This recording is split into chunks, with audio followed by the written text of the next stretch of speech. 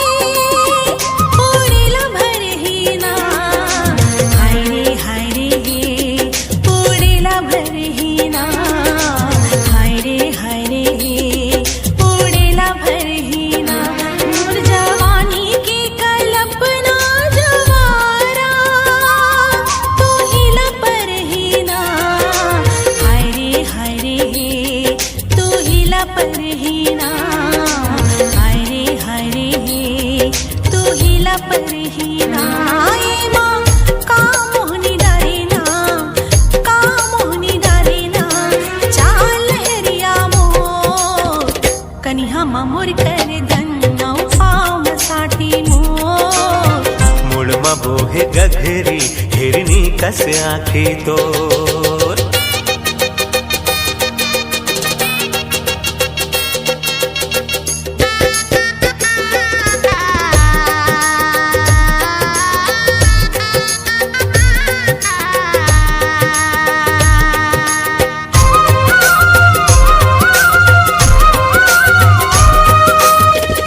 काकरी डारे काखर बुध माना हाय रे काखर बुध माना हाय रे काखर बुध माना अन पानी लाती आगे ओ जवारा काखर सुध माना हाय रे काखर सुध माना हाय रे काखर सुध माना ये माँ का मोहनी डारे वो का मोहनी डारे ना चाल लहरिया तोर कन्या मा तोर कर धन औ पाम साटे तोर मुड़मा बोहे गघरी हिरनी कस आखी तोर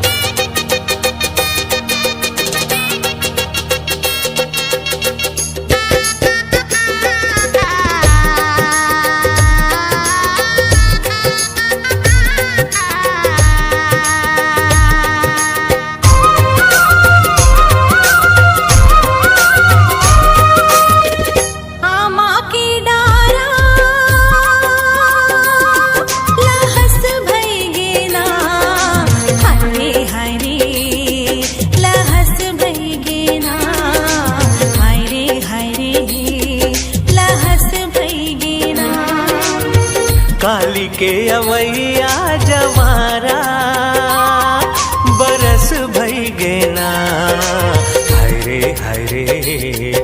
बरस भई गेना हाय रे बरस भई गेना ये माँ का मोहनी डारे वो का मोहनी डारे ना चाल लहरिया तोर कन्या मामोर कर धन औ पाम साटे मोर मुड़मा बोहे गघरी हिरनी कस आखी मोर कन्या मा तोर कर धन औ पाम साटे तोर मुड़मा बोहे गघरी हिरनी कस आखी मोर कन्या मा तोर कर धन औ पाम साटे तोर मुड़मा बोहे गघरी हिरनी कस आखी मोर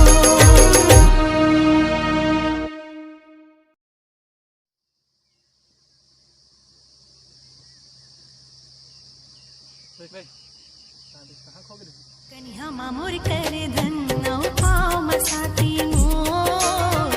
मुड़मा बोहे गघरी संगवारी मन ल जय राम। जय राम। संगवारी हमने अभी छोटे से एल्बम सॉन्ग बना है, तो ये आप मन ल कैसे लगी? अच्छा लगी सोई तो लाइक कमेंट जरूर करो और शेयर करे बर जन बुला संगवारी हो।